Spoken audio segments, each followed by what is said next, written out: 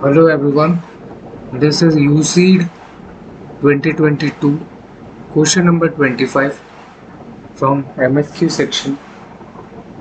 Tile X was used to create a pattern. This is tile X. Used to create a pattern which is seamless. Seamless is without gaps. When arranged as shown in Y, this is the Y part, which of the tiles from the options will create a seamless pattern, right? So first we have to understand what is seamless pattern.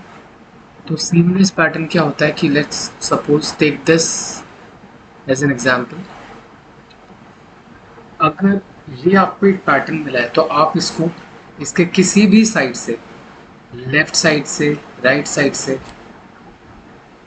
Top side से या फिर bottom side से इसको attach करके इससे जो है एक पैटर्न क्रिएट कर सकते हो। और ये जो आपको एक टाइल दी हुई है, ये इसके किसी भी साइड से अटैच हो सकता है, ऑल फोर साइड से अटैच हो सकता है। बस ये आपको ध्यान रखना है, तभी सीमलेस पैटर्न बन पाएगा अगर ये दिया हुआ जो टाइल है ये इसके चारों तरफ से मतलब from left, right, top and bottom, आप इसको चारों डायरेक्शन में से किसी भी डायरेक्शन में आप इसको अगर जोड़ते हो, अटैच करते हो, तो वो कनेक्ट हो जाएगा। ठीक है, अगर नहीं होता कनेक्ट चारों में से किसी भी डायरेक्शन में से, तो इसका मतलब वो सीमलेस पैटर्न जो है वो नहीं बना सकता। ठीक है, तो आपको ये चीज़ ध्यान रखना है और इस चीज़ को ध्यान में रखते हुए आपको सारे ऑप्शंस को आपस में कंपेयर करना है। तो अगर आप स्टार्ट करोगे ऑप्शन ए से, तो ऑप्शन ए में आप देखोगे कि ये वाला जो पोर्शन है, मैं एक बार रेड पेन ले लेता हूँ, ये जो पोर्शन है, ठीक है, ऐसे ऐसे, ठीक है, ये वाला पोर्शन एग्जैक्ट ये है, मतलब आप इसको यहाँ पर कनेक्ट कर सकते हो। ठीक है, अब ऐसे ही आप अगर देखोगे तो जब आप इसको कनेक्ट करोगे, एक बार मैं इसे थोड़ा सा अच्छे से ड्रॉ करूँ, जब आप इसको ऐसे कनेक्ट करोगे,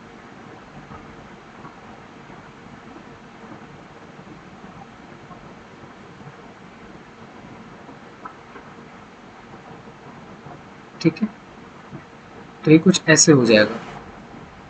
अब जब आप इस वाले पोर्शन को अगर आप यहाँ पर अटैच करोगे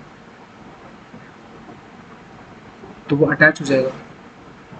ठीक है, आपको इसको एक्सटेंड करने की ज़रूरत बिल्कुल भी नहीं है। अगर आप ऐसा करोगे तो आप अपना टाइम वेस्ट करोगे। आपको एक्सटेंड करके बिल्कुल नहीं देखना कि मैं यहाँ पर भी लगा के देख लेता हूँ या इधर भी लगा के देख लेते हैं, नो। बस आपको इसके चारों साइड से, जैसा मैंने कहा, left, right, top and bottom, वहाँ पर इसको लगा करके देखना है कि ये उसमें एग्जैक्टली फिट होता है या नहीं।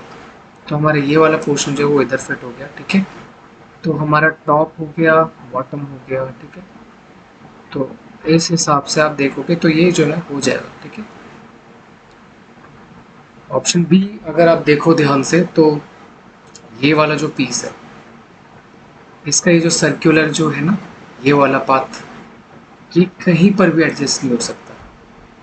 इसके पेरीमीटर जो इसका जो शेप है, इसका जो आउटर शेप है, वहाँ पर ये कहीं पर भी ये जो सर्कुलर पाथ है, ये वाला जो इसका पोर्शन है, ये कहीं पर भी एडजस्ट नहीं हो सकता। तो इस वजह से ऑप्शन बी जो आपका क्लियरली एलिमिनेट हो जाएगा। ठीक है, ऑप्शन सी थोड़ा सा ट्रिकी है, बट अगर आप थोड़ा सा दिमाग लगाओगे तो हो जाएगा कि इसका जो ये क्रॉस, ये इसका जो ये एक एरो वाला जो पार्ट है, ये एरो वाला पार्ट कहीं पर भी एडजस्ट नहीं हो पाएगा। ठीक है, तो इस वजह से ऑप्शन सी भी जो है आपका एलिमिनेट हो जाएगा। और ऑप्शन डी अगर आप देखोगे तो आपको डाउट होगा कि ये वाला पोर्शन किधर होगा एडजस्ट, है ना। बट अगर आप इसको थोड़ा ध्यान से देखोगे तो आप ये क्लियरली पता लगा सकते हो कि ये एडजस्ट हो जाएगा। तो इसका ये जो हेड वाला पोर्शन है, ये वाला, ये एग्जैक्ट यहाँ पर आ जाएगा ऐसे।